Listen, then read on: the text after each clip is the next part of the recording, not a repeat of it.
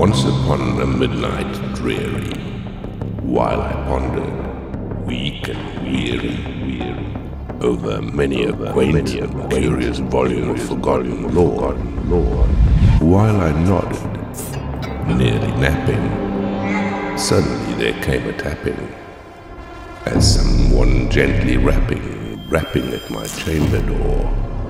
"'Tis some visitor," I muttered, tapping at my chamber door. "Only this, and nothing more." Distinctly I remember, it was in the bleak December, and each separate dying ember wrought its ghost upon the floor. Eagerly I wished the morrow, vainly I had sought to borrow from my books surcease of sorrow, sorrow for the lost Lenore, for the rare and radiant maiden whom the angels name Lenore, nameless here forevermore.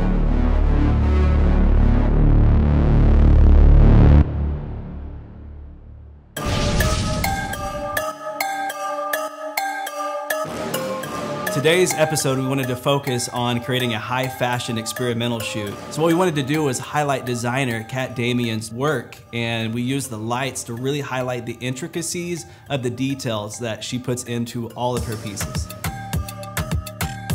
Today we shot a high fashion commercial with 3 models who did a fantastic job in a beautiful location with awesome lighting. We found a location that had this Palace of Versailles aesthetic. We used Godox lights to help complement the textures and the character of the location. Once you have a location locked and it's this beautiful, it really inspires everyone. It's really fun to see what you can create in such an awesome environment. Once I saw where we were going to be shooting, I did some sketches, I did some renderings. I was super inspired by the architecture, the style, the design, the reliefs and the art on the walls, and so I wanted to create high fashion for the models to wear that would complement the environment and feel like it really blended in. She actually took photos from our location, used the environment to fashion her designs. She handpicked 3 models that she knew would complement those designs. I did my sketches, my sculpting, my fabric selection. I cut and sewed so that everything was from scratch and would be perfect for this amazing house. One thing we like to do whenever we're doing a high fashion shoot is, because we're not recording any on-location audio, we can actually play music. We asked each individual model what their favorite music was, what they wanted to listen to, what they wanted to vibe with. We play that music and it really just helps get them in the zone, and everybody on the crew feels it, the talent feels it, and really it just helps bring something special that we can see on camera. Put your arms up. Truly, and I've said this many times before, the lighting is actually the most important thing in the whole shoot. Like, really, you can mold the scenario to anything you need with the lighting.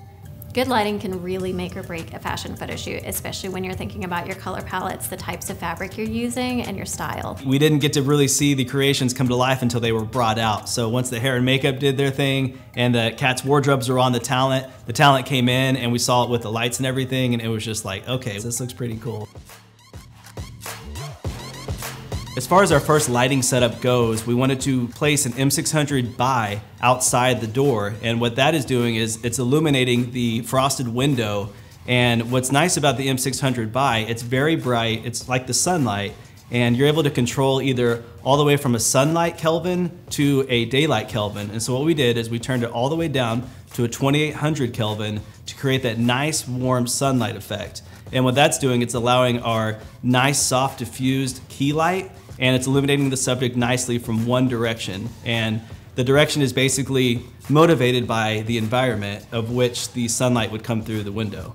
One of the other signing features I love about the M600 bi color light is that you don't have to bother using gels. You're able to just sweep the whole function from tungsten all the way to daylight with just the twist of a knob, and it really just speeds up workflow on set a lot better. Another thing that we did is we added the VSA spotlight to an M300D. And what this is doing, it's casting a really cool sharp beam of light across the background. The VSA spotlight is one of the best tools to use for that. It allowed us to just get razor sharp lines and pinpoint the light exactly where we wanted it. The other good thing about this location were there were chandeliers that were placed up high in the ceiling, and so we took some of the M300Ds with the VSA spotlight attachment, and we were able to hit that light across the crystals that were in the chandeliers, and it scattered really cool illuminations and fragments all over the environment, and we just really got lucky. It's just a matter of experimenting and playing with your light. We really wanted the lights to be more of a creative department. We wanted to really cut light through the architecture and really just bring a more depth and more volume to the image itself by layering the light beyond just the subject itself. So really, to create atmosphere within the environment, we brought in a haze machine, and this haze creates this really nice even fog, and that's gonna allow our sunbeams, like our light beams, to be more sharper and defined. And so what we're doing is we're adding these beams in places like up high and directing them downward, and that's mimicking sunlight or maybe some natural source. Another great feature that I like about the VSA spotlights is they have these little shutter doors that are on the sides and the top and the bottom, and it literally lets you cut the light to the exact shape and dimension that you want. I love that you're able to use the directional beam, and you can use the knob to push it forward and back to create more of a floodlight or a sharper spotlight that really gives you nice defined sharp edges on your light beams, or you can open it up all the way and just have a nice soft light source. So the M300D and the M300 Bi were the lights that we used with the VSA spotlight attachments, and these lights we had at 100%, and because they were so bright, they really made the beam a lot sharper, and it actually added more reflective areas to really highlight extra ambient light onto our subject in certain ways. So not only did we play with more harsh, high-key lighting, we wanted to actually add a little bit of fill light, and so we used an LD150R with a softbox and a grid. And this allows us to control the spread of the light across the subject, but also helping illuminate their skin tones in a more flattering way. The importance of using the VSA spotlights, what's really cool is these help create really sharp beams. And to do this, you need a lot of contrast in your environment. So what we did is we brought in a duvetine curtain, and it's just a black fabric, and you can place this anywhere that's gonna block out any ambient spill or any other areas of reflection where you don't want light to hit. Because the darker your environment is, the more that your light beams are gonna be illuminated, and the camera sensor is gonna read them out. And this location had a lot of pillars and things to break up that light.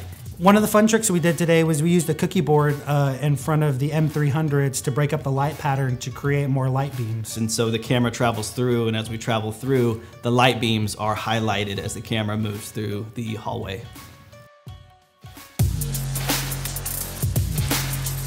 You know, our costume designer not only designed all the costumes and handpicked our models, she also brought in basically her whole craft station. We wanted it to look like a busy creative space, so we still wanted the light beam aesthetic, so we placed some of the M300 Bi and the M300Ds over in the corner, and we put the VSA spotlights on those just to cast some beams behind Kat. We also hit one beam off of the table, and the table was white.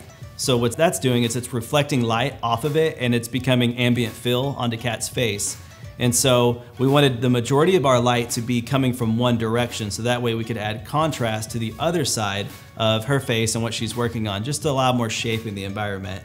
Also inside the creative space, we use the LD150R, and we use the softbox with that just to allow a little bit more ambient fill, just so that it kind of casts light on more of the intricacies and the pieces that were all around her environment.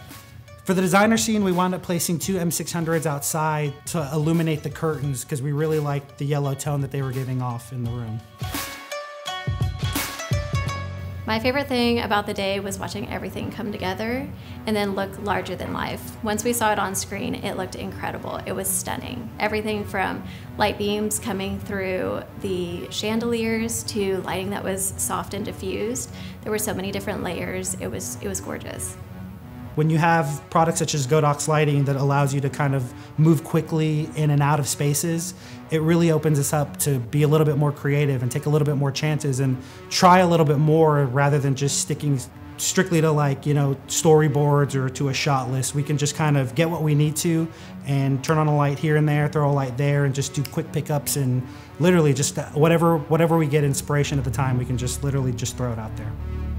It was really cool to create today and have so many creative people on set. It was just a lot of fun, and that was really the magic that we wanted to create here today. It was just, how do we make, you know, these sketches that Kat made, how do we put this in an environment, light it up, and make it all just come to life. And the Godox lights performed perfectly, and it helped really illuminate everything, and it did bring it to life.